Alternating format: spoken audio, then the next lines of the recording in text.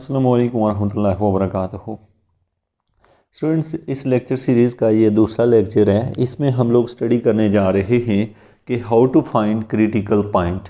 मैं मुख्तलिफ तरह के एग्जांपल्स लूँगा और क्रिटिकल पॉइंट निकाल लेंगे। तो आप लोग यहाँ पे ये जितनी तमाम वैल्यूज़ हैं इनमें जस्ट अभी हम क्रिटिकल पॉइंट की स्टडी करेंगे, जबकि जो नेक्स्ट होगा क्रिटिकल पॉइंट के बाद हम उन पॉइंट को रिकॉग्नाइज़ करेंगे कि कैसे हम इन तमाम चीज़ों को डिस्कस कर सकें। तो ये लेक्चर का एक पार्ट है जिसमें स्पेशली आपको हर स्टूडेंट को क्रिटिकल पॉइंट फाइंड करना आना चाहिए। याद रखें स्टूडेंट्स, क्रिटिकल पॉइंट को स्टडी करने के लिए याद रखें कि सबसे पहले फंक्शन दो तरह के हो सकते हैं, एक सिंगल वेरिएबल और एक मल्टी वेरिएबल फंक्शन हो सकता है। तो दोनों केस में आपको क्रिटिकल पॉइंट फाइंड करना आना चाहिए। तो चलें हम स्टार्ट ले रहे हैं कि क्रिटिकल पॉइंट कैसे फाइंड करें। हम एक एग्जांपल ले लेते हैं। जैसे कि हमें ये क्वेश्चन दे दिया गया है कि f of x equal to x power 4 minus 8x²। हमें ये कहा गया है कि इसके क्रिटिकल पॉइंट फाइंड करें। तो स्टूडेंट, इसका जो क्रिटिकल पॉइंट होगा वो हमने इसका डेरिवेटिव लेना है। जब हम इसका डेरिवेटिव लेते हैं तो 4x³ माइनस 16x ये निकला। जब हम इसे सिंप्लीफाई करते हैं, क्रिटिकल पॉइंट जब निकालते हैं तो यहाँ पे 0 रख देते हैं, यहाँ पे 4x³ माइनस 6x 16x। इसको सिंप्लीफाई करें और यहाँ से z निकलेगा 4x into x² minus 4 equal to 0। यहाँ से आप लिख सकते हैं, यहाँ से जस्ट कॉमन लिया है 4x इक्वल टू 0 और दूसरी वैल्यू है x² माइनस 4 इक्वल टू 0। तो यहाँ से z निकला, एक क्रिटिकल पॉइंट निकला है 0 और दूसरा निकलेगा x² इक्वल टू 4। तो यहाँ पे है एक 0 और x इक्वल टू 2 और माइनस 2। तो ये आपने टोटल इसके क्रिटिकल पॉइंट फाइंड कर लिए। तो ये तरीका होता है स्टूडेंट क्रिटिकल पॉइंट फाइंड करने का। यानी सबसे पहले फर्स्ट डेरिवेटिव लेते हैं, फर्स्ट डेरिवेटिव लेने के बाद उसको 0 के इक्वल रख देते हैं।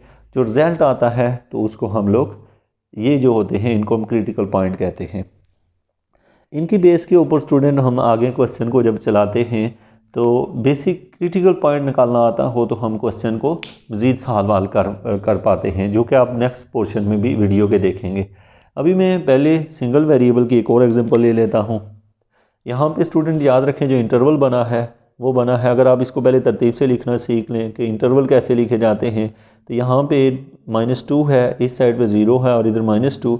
तो आपका जो इंटरवल बने हैं वो यहाँ पे इंटरवल लिखना आपको लाजमी आना चाहिए। आप इसको गौर से देखें, ये आपकी रियल लाइन है। रियल लाइन में इस साइड पे माइनस इन्फिनिटी होता है, इस साइड पे प्लस। अगर आप देखें तो यहाँ पे 0 है, 0 के इस साइड पे 2 है और इस साइड पे -2 है। तो आप अगर इंटरवल देखें तो यहाँ पे एक इंटरवल है माइनस इन्फिनिटी से लेके -2। फिर दूसरा जो इंटरवल है वो है -2 से 0 और जो तीसरा इंटरवल है वो 0 से 2 है।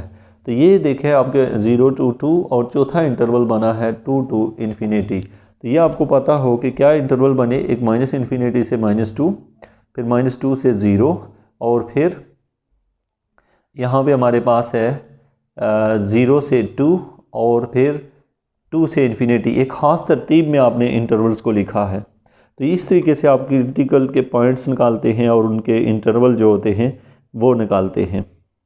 अब हमें एक और क्वेश्चन हम लेते हैं और देखते हैं क्रिटिकल पॉइंट और उसके इंटरवल कैसे फाइंड करें।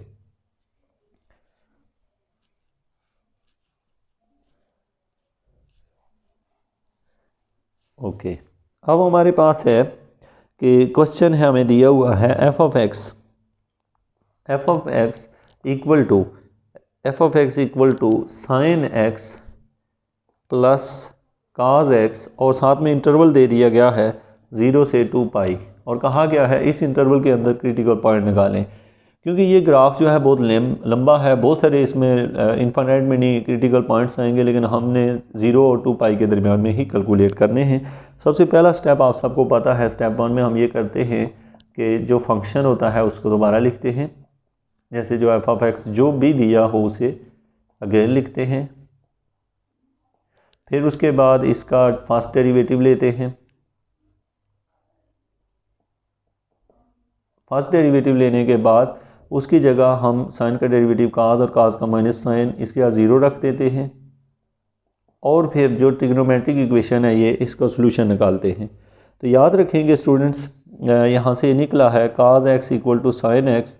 तो याद रखें कि ये वैल्यू तभी इक्वल होती हैं किस वैल्यू पे, यानी 0 और 2 पाई के दरमियान में। आप लोगों ने पढ़ा हुआ है कि x की वैल्यू अगर π/4 हो, 45 डिग्री हो, या फिर 5π/4 हो, तो ये दोनों में सेम आंसर देता है। 5π/4 मीन टू से कि आप अगर देखें कि तो ये ग्राफ है, इसमें यहाँ पे 45 डिग्री है और इस ग्राफ में यहाँ पे चले जाएं यानी चौथे क्वाड्रेंट में, तो इस क्वाड्रेंट के अंदर भी ये क्या करता है, वही रिजल्ट देता है। मीन यहाँ पे और यहाँ पे काज की वैल्यू सेम होती है, यहाँ और यहाँ, क्योंकि यहाँ पे दोनों पॉजिटिव होते हैं और यहाँ पे दोनों काज और साइन दोनों नेगेटिव होते हैं। तो सो आपको ये पता है कि यहाँ पे यानी 5π/4, 5π/4 और π/4 इन वैल्यू के ऊपर इन दोनों के सेम आंसर होते हैं।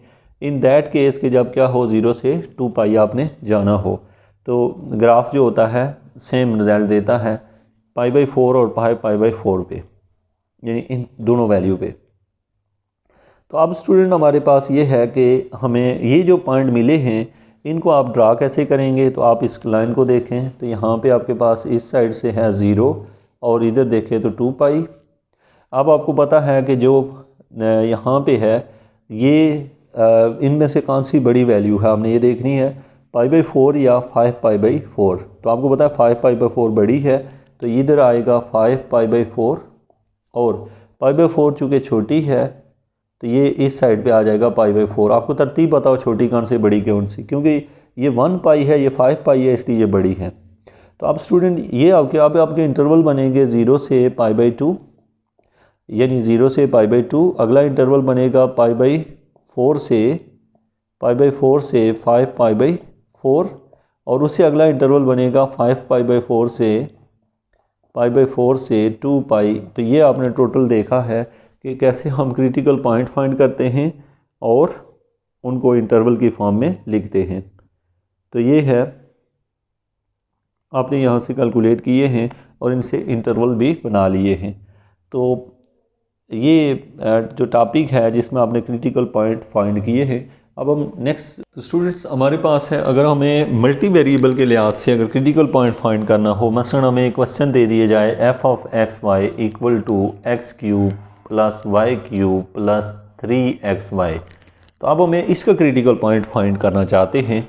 तो सबसे पहले हम ये करेंगे कि partial f over partial x, जिसको हम लोग f(x) भी लिखा करते हैं, ये इक्वल होता है 3x² और ये कांस्टेंट है 0 हो जाएगा और प्लस यहाँ पे with respect to x 3y आ जाएगा।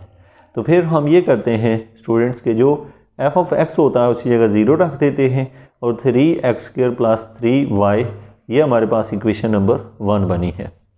सेम इसी तरीके से हम partial f over partial y find करते हैं, जो कि हमारे पास आ जाएगा 3y², इसका डेरिवेटिव ले रहे हैं, प्लस 3, अब इसका डेरिवेटिव आ जाएगा with respect to y 3x, चूँकि ये कांस्टेंट है, y का 1 हो जाएगा। तो ये इक्वेशन नंबर बनी है 2। तो अब आप इसका क्रिटिकल पॉइंट फाइंड, बल्कि ये 2 नहीं है, इसको 0 रखेंगे तो ये बनेगा 3y² + 3x। तो ये इक्वेशन नंबर 2 है।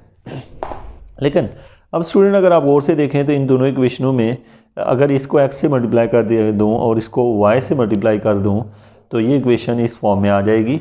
इन इक्वेशन 1 को मैंने मल्टीप्लाई किया x से तो ये बनेगा 0 × x 0, 3x³ + 3yx, और दूसरी इक्वेशन को मैं y से मल्टीप्लाई कर रहा हूँ तो 0 × y 0 ही आएगा, 3y³ आ जाएगा और यहाँ पे प्लस 3y और x। तो ये मेरे पास इन इक्वेशनों को अगर मैं सब्ट्रैक्ट करता हूँ तो ये मेरे पास रिजल्ट आ जाते हैं, ये दोनों कैंसिल हो जाएंगे। तो ये मेरे पास जो इक्वेशन बनेगी वो होगी xy वाली वैल्यू कैंसिल, तो ये बनेगी 0 = 3x³ - 3y³। इसे मज़ीद थोड़ा सा सिंप्लीफाई करें तो ये बनता है 0 = 3 कॉमन ले लिया, x³ - y³।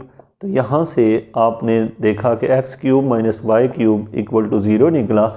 अब यहाँ से हम क्यूब का फार्मूला अगर ओपन कर लें, x - y इंटू एक्स का square plus x y plus y square equal to 0। तो यहाँ से निकलेगा x minus y equal to 0 और x square plus x y plus y square equal to 0। तो यहाँ से वैल्यू निकलेगी इस पॉइंट में से, देखें अब तो x equal to this implies that x equal to y. जब x इक्वल टू वाई है, इससे x equal to y value निकली।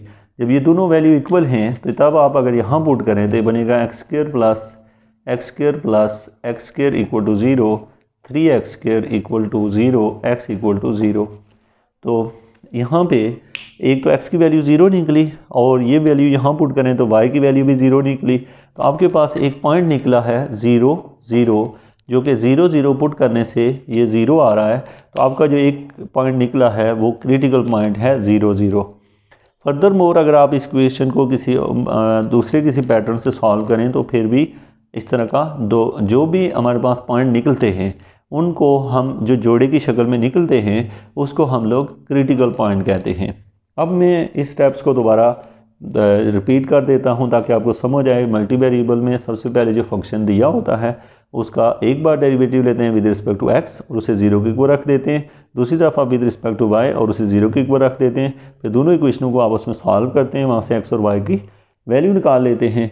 एक्स और वाई की जिन वैल्यूज़ के लिए वो इक्वेशनें ट्रू होती हैं उन पॉइंट्स को हम लोग क्रिटिकल पॉइंट कहते हैं फॉर टू वेरिएबल के लिए।